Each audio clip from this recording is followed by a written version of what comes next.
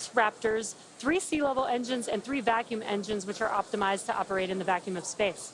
The ship is designed for vertical takeoff and landing on any hard surface, like the surface of the moon. The ship is also outfitted with 4 flaps to help aerodynamically control the vehicle's attitude during atmospheric flight and enable a precision landing. To reach full reusability, ship must survive entry not just once, but over and over again. It took the teams at SpaceX about 3 years to develop the heat shield on Starship, and development for improvements is still ongoing. The ship's heat shield is composed of 18,000 hexagonal ceramic tiles designed to insulate the vehicle during atmospheric entry, where temperatures can be as high as 2,600 degrees Fahrenheit. And naturally, the tiles are designed for rapid reuse with no refurbishment between flights. As we mentioned earlier, today's Starship features a completely reworked heat shield with stronger tiles and a secondary protective layer. This promises to increase our chances of Starship making it through a controlled re-entry and hopefully a little more intact this time around. And in between our first and second stages is our hot stage, which we last saw in action on flights 2, 3, and 4. Speaking of, let's take a trip back in time and talk about that last flight. On June 6th, Starship successfully lifted off at 7:50 a.m. Central Time from Starbase, Texas, cleared the launch tower, and went on to accomplish several major milestones and firsts. As you can see there, Super Heavy booster lifted off successfully and completed a full duration ascent burn. I love the view of the sound waves there. Following separation, Super Heavy booster successfully completed its flip maneuver, boost back burn as well to send it toward the splashdown zone, and it also jettisoned the hot stage adapter, as you can see there. We don't have to jettison that adapter in future iterations because it'll be a different design. Now, as you can see here, the booster is returning back to Earth using those hypersonic grid fins to steer it towards a precise landing in the Gulf of Mexico. The footage that we have coming up here, there it is from the buoy. I still remember seeing this on X for the first time, and it was so incredible to see that booster coming down, ending its flight with a soft splashdown 7 minutes and 24 seconds into the flight, and the crowd went wild. And so did we. Starship's 6 second stage Raptor engine successfully powered the vehicle to space and placed it on a trajectory that would re-enter less than 1 orbit later over the Indian Ocean. And following a coast phase in space, Starship re-entered the Earth's atmosphere, successfully making it through the phases of peak heating and max aerodynamic pressure, and demonstrating the ability to control the vehicle using its flaps while descending through the atmosphere at hypersonic speeds. And of course, Starlink on Starship once again enabled real-time telemetry and live high-definition video throughout every phase of entry, with external cameras providing views all the way to the flight's conclusion. Flight 4 ended with Starship, with, again, the crowd going bonkers, with Starship igniting its 3 center Raptor engines and executing the first flip maneuver and landing burn that we had seen since our high-altitude campaign. And that was followed by a soft splashdown of the ship in the Indian Ocean 1 hour and 6 minutes later. And we were all glued to the monitors, watching the little flap that could the whole way down. Seeing the landing burn and splashdown was an incredible moment for the entire SpaceX team, and we'll be looking out for many more of these incredible moments today. All right, so while today's mission profile is similar to Flight 4, we got a couple new test objectives, including catching the booster back at the launch tower. In about 18 minutes from now, Super Heavy will ignite its 33 Raptor engines and lift off from Starbase. A little more than 2.5 minutes into flight, the Super Heavy booster will separate from the ship in a hot stage separation. After that separation, the booster will perform a flip maneuver followed by a boost back burn. And about 2 seconds after that burn ends, we'll jettison the booster's hot stage. As it heads back towards the ground, the booster will either attempt a landing, landing burn, but then will either return to the tower or splashing down in the Gulf of Mexico. Meanwhile, the ship's engines will remain lit for just under 6 minutes during its ascent phase before shutting down for the coast. The ship will coast for about 40 minutes or so, reaching a peak altitude of about 213 kilometers. After that coast phase, the ship will be attempting a controlled re-entry, including a flip maneuver and landing burn, like we saw on Flight 4, just before splashing down in the Indian Ocean. Now, we say attempting because, again, this is just a test and nothing is guaranteed. Except excitement. Ah, well, of course there is that.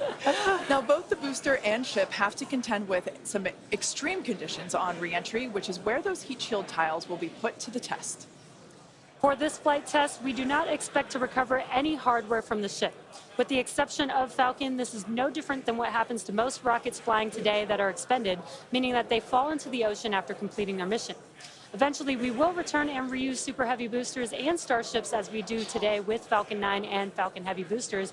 And in fact, we've landed Falcon boosters 352 times to date. Oh, man, I hear you say that number, and that is just wild. I still remember the night, or at least most of the night, that that Falcon landed for the first time, and it still feels like yesterday. Yeah, definitely one of my favorite moments at SpaceX.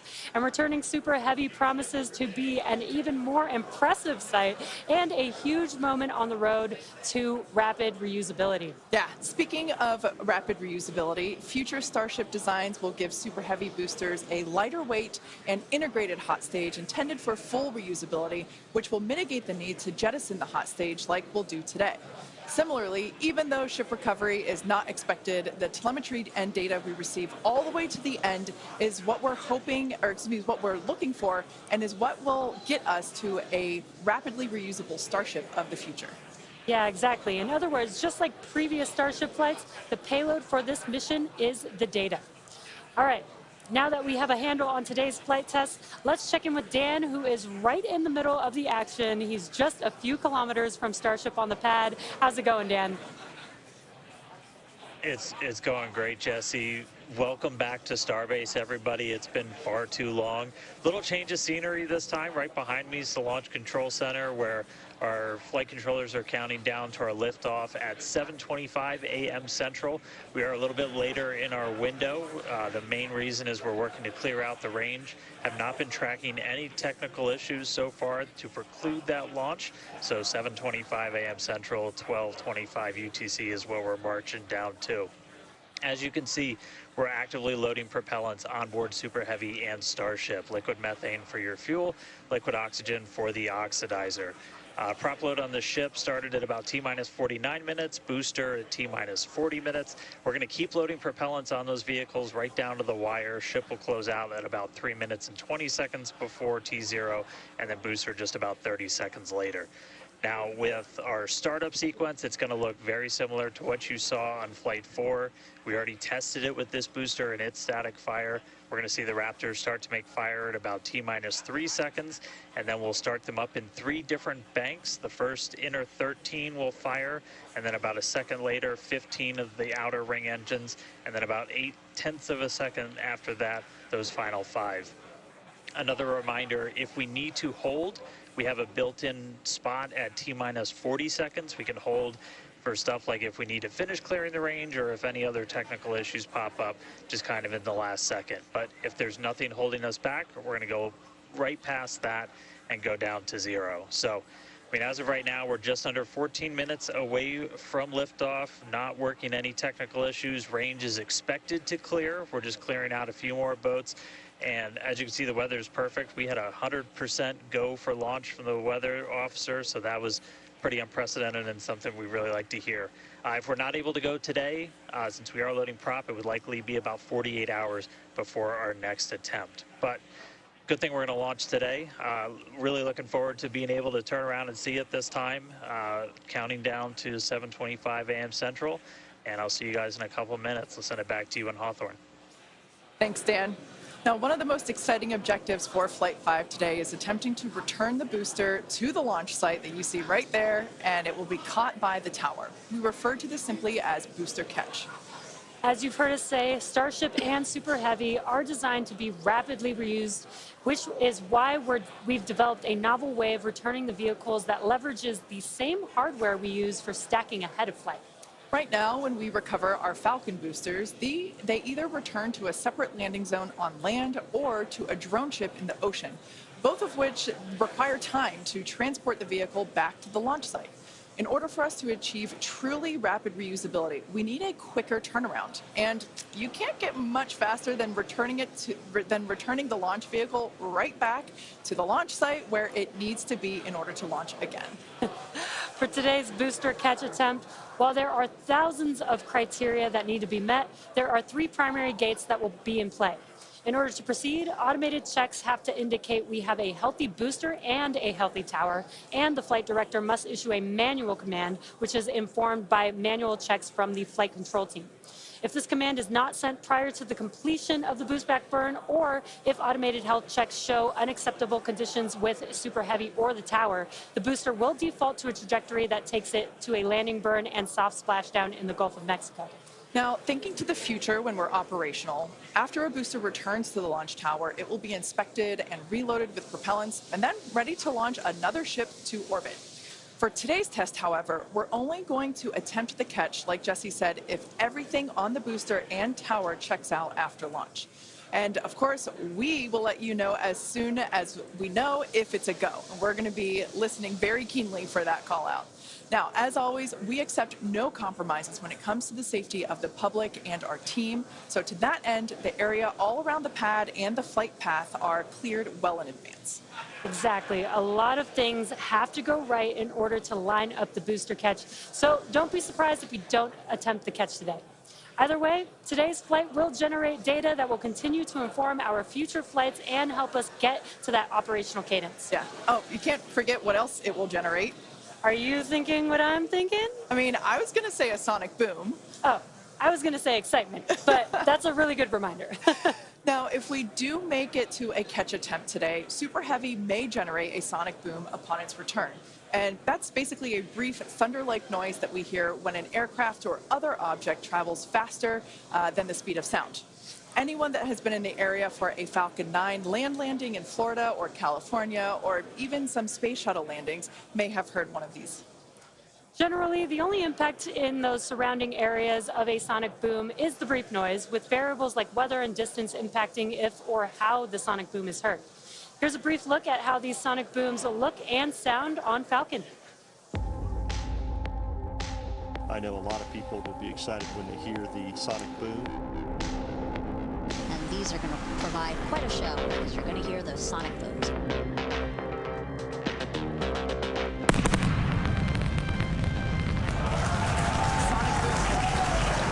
Booster landing leg deployed.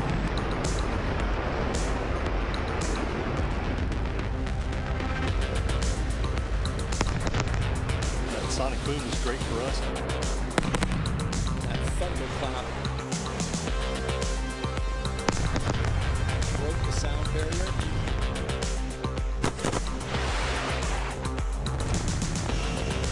Type booster separation confirmed.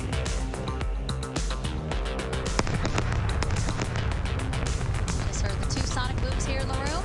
Booster landing confirmed.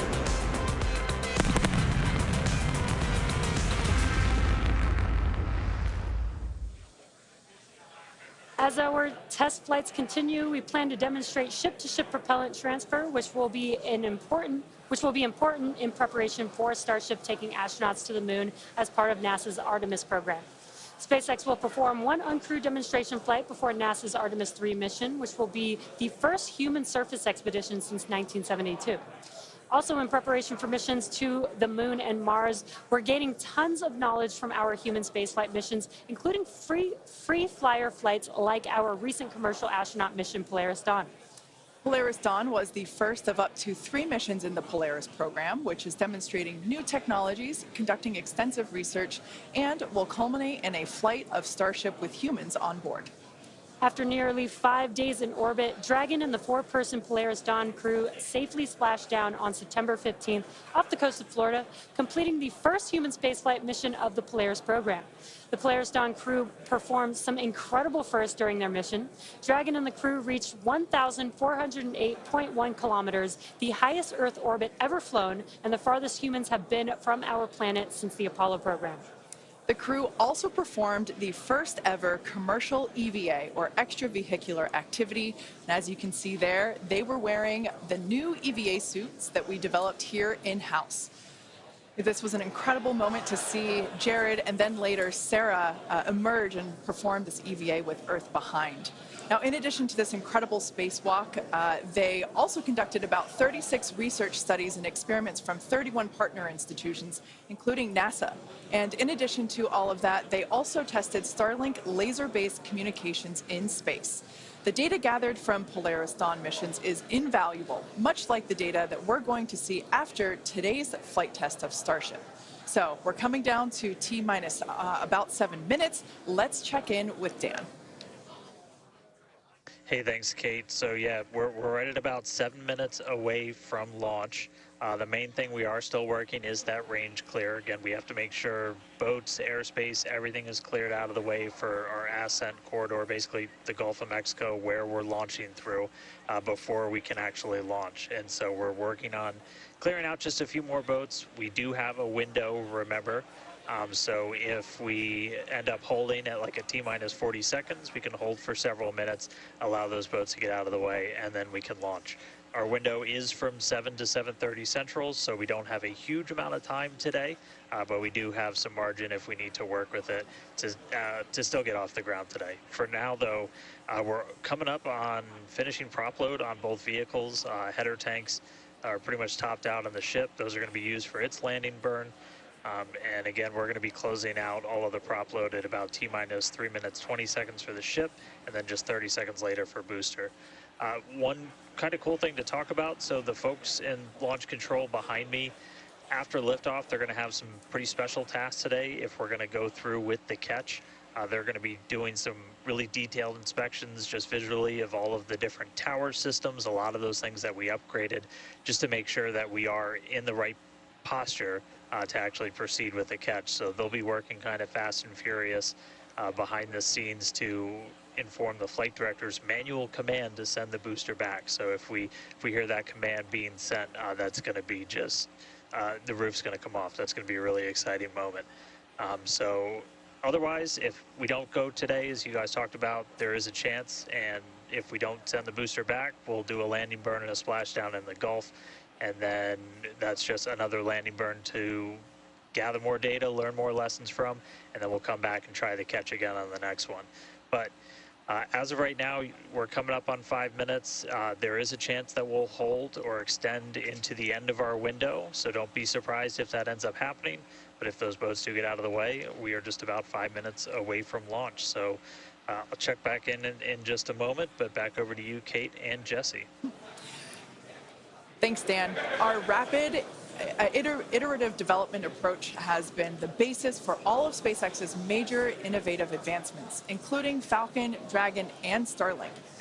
Today, we're testing hardware and systems, and we need to know how they perform under the most extreme conditions.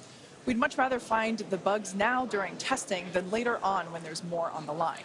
And to reiterate, while we do determine an acceptable level of technical risk on our vehicle and pad in order to learn as fast as possible, we accept no compromises when it comes to the safety of the public or our team.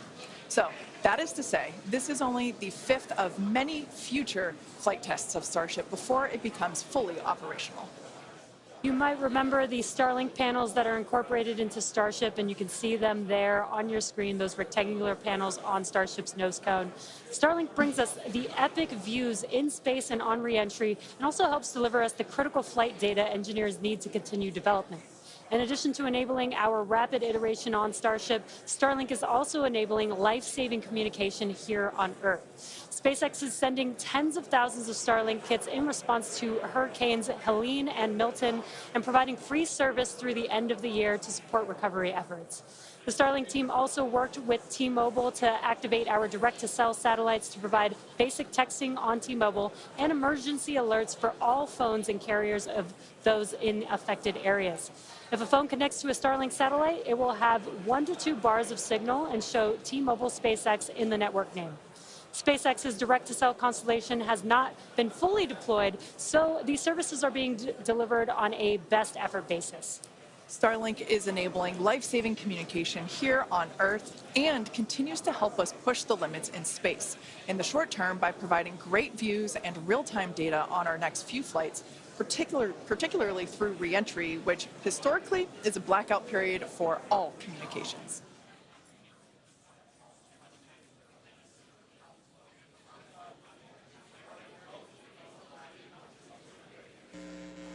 All right, so we're coming up on 2 minutes 30 seconds away from launch. We were hearing like there's a pretty good chance we were going to hold it T-minus 40 seconds, but surprise, now it sounds like we might not be. So we are just a little over 2 minutes away, so a couple more things going to be happening. We did just close out our propellant load on the ship and the booster, so 10 million pounds of propellant on that vehicle on the pad here at Starbase, getting ready to go. We're going to start clearing out all of the lines that are basically pushing all of that propellant to the vehicles. Those get cleaned out or cleared out on the ground before we lift off. We're doing some final checks on the vehicle, the thrust vector control that we're going to use to steer it, as well as the guidance system doing its final alignment, just a lot of our final checkouts. But we are starting to hear that it looks like the range is going to be clear at our liftoff time of 7:25 a.m. Central, 12:25 UTC. So that puts us 1 minute, 20 seconds away from launch. Still not tracking any technical issues. That range clear is the only thing that's been potentially poking at our launch. So I'm going to start to quiet down. We'll hear our flight director for today, Tristan Pierce, give some of the final call-outs. As of right now, we are 1 minute away from liftoff.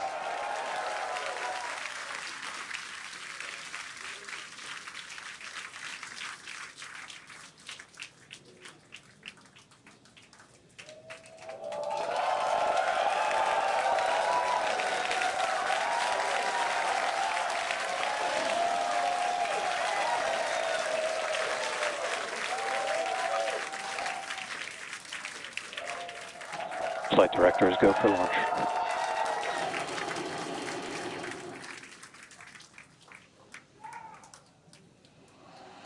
Best words you could possibly hear, 20 seconds away from liftoff.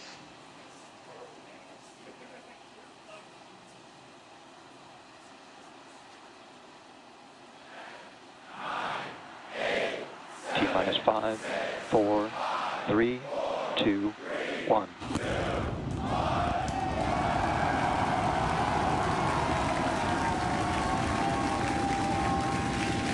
We have liftoff.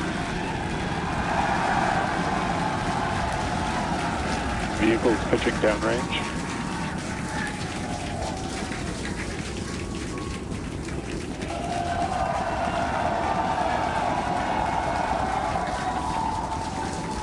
Booster after chamber pressure nominal.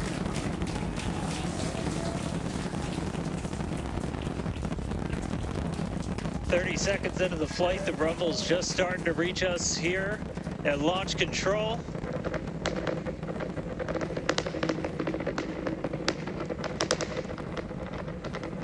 Booster and ship, avionics power, telemetry nominal. 33 Raptor engines.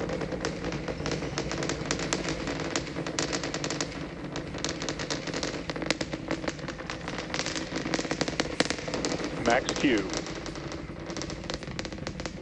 Now pass through the maximum aerodynamic pressure, the most stress the vehicle's going to see on the way uphill.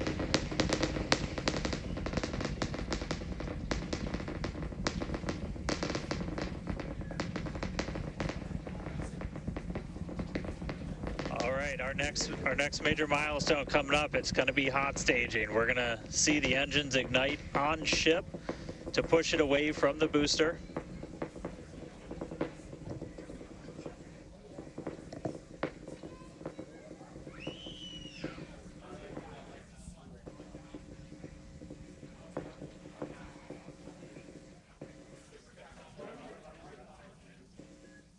All right, so hot staging is going to be the next thing coming up. First, we're going to see the booster's engines start to shut down, all but 3. We're going to do what's called most engines cut off instead of main engine cut off, because 3 are going to keep going, and then we're going to see the engines on ship ignite.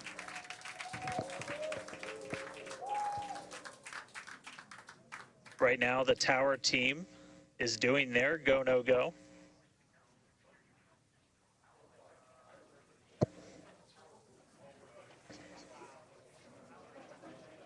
And we might hear some really good words soon, too. All right. Can still see it up behind me. That is one of the most gorgeous things I've ever seen in my entire life. Coming up on hot staging next. Ship engine There's startup. most engines cut off. Stage separation. Booster Stage separation, startup. hot stage separation confirmed. Ship under its own power. I'm seeing 6 out of 6 Raptors lit. Hopefully I got a booster on the way back to me. I'm going to send it to you guys in Hawthorne. Oh man, that was absolutely incredible. I loved how the crowd Chamber pressure is nominal. crowd here in Hawthorne all went ooh at that first view of the blue flames from the booster. As you can see there, first stage currently performing, or excuse me, is now making its way back to the launch site. Again, we are Ship avionics power and telemetry nominal. the booster and the tower are both performing automated checks to make sure we are go for the booster to return to the launch pad for that catch. And once those are complete, the flight director... Booster, boost back burn, shutdown. Flight directors go for booster return. And we did hear that the tower is go for catch. So that was one of the big criteria we were looking for. This view We'll here, wait to hear that the go for catch has been sent. beautiful view here from the ship. And so exciting to hear that we got a go for booster catch. That means it's going to be a really exciting morning. Again, the booster is making its way back towards now land in order to make that catch attempt in the tower. So incredible to see these views. You can see the ship on the right-hand side of your screen. All 6 Raptor engines are under full power. Once again, the booster is making its way back to the launch site. We are going to try and catch it using the chopsticks on the launch tower, the exact same tower that it just launched from just, wow, 5 minutes ago. Yeah, and the booster... Starship on nominal Guys, trajectory. I can confirm the command was sent for the booster to come back. That is incredible. So I'm looking up right now. It's pretty much right overhead of us, and we can see it starting to come down. I can't wait for us to hear the sonic boom through Dan's mic. Right. That is going to be incredible. It was so cool to hear the liftoff. And so once again, a successful on-time liftoff of Starship Flight 5. The ship has separated from the booster. The booster is there on your screen. It is making its way back to the launch site. We are going to attempt the catch using the chopsticks. We did hear the confirmation that the command was sent to the tower. We are go for catch. And in order to... Hey guys, we should just be about 30 seconds away from our landing burn. It's going to happen in 3 phases. We're going to land 13 engines, burn off all of that velocity. Oh, we can see it coming down through the plume. Booster coming in hot for booster catch. We're going to ignite 13 of those Raptor engines, and this view is incredible right now. You can see how fast this vehicle is moving on the left-hand screen. Landing burn has 13 been engines. ignited. We're now down to 3 Raptor engines. We can see those chopsticks now in the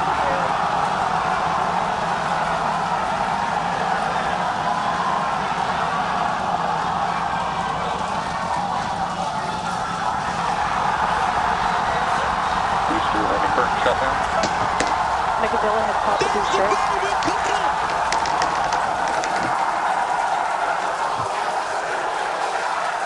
This is absolutely insane.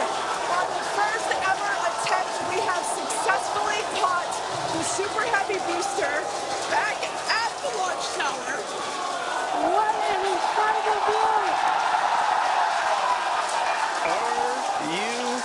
kidding me?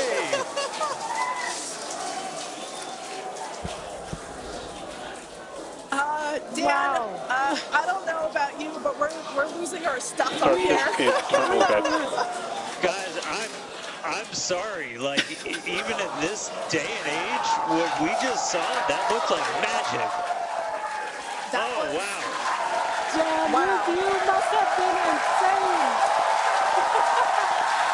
We are still going wild over here over this. Folks, this is a day for the engineering history books. This is a live view of the Super Heavy booster as it has just been successfully caught back at the very same launch tower that it just came from. Dan, I love this. You are reflecting exactly what everybody else here in Hawthorne, except maybe a little bit more because you got to see it with your own eyes. How was that? Ship We engine got cut off. it. I mean, like, I can't even describe that. Oh, by the way, ship, main engine cut off, ship's in orbit, but I am like shaking right now. That was. Yeah, this is not, Yeah, I mean, let's check in on ship. it's hard to believe that. Starship nominal orbit insertion. All right, exciting news there. It's hard to believe that, booster isn't the only excitement that we have today. Just confirmation there. A gorgeous view of planet Earth behind the ship. Saved. And it is now in the orbit that we expected it to. This is just an incredible day. Live views there as the booster vents, some pressures there. That is a live view from the top of the tower looking at the chopsticks. I am still in disbelief. I'm trying to catch my tears just like the chopsticks caught the booster. It has been nonstop since liftoff. And we are all so excited about everything that's been happening so far this morning. With the booster having completed its job for today, we are going to take a short break for the next 30 minutes. We'll return back at T plus 40 minutes while the ship continues to coast before re-entry. Oh, man. And as with previous flights, Starlink may actually enable us to talk with the ship through re-entry with no communication blackout.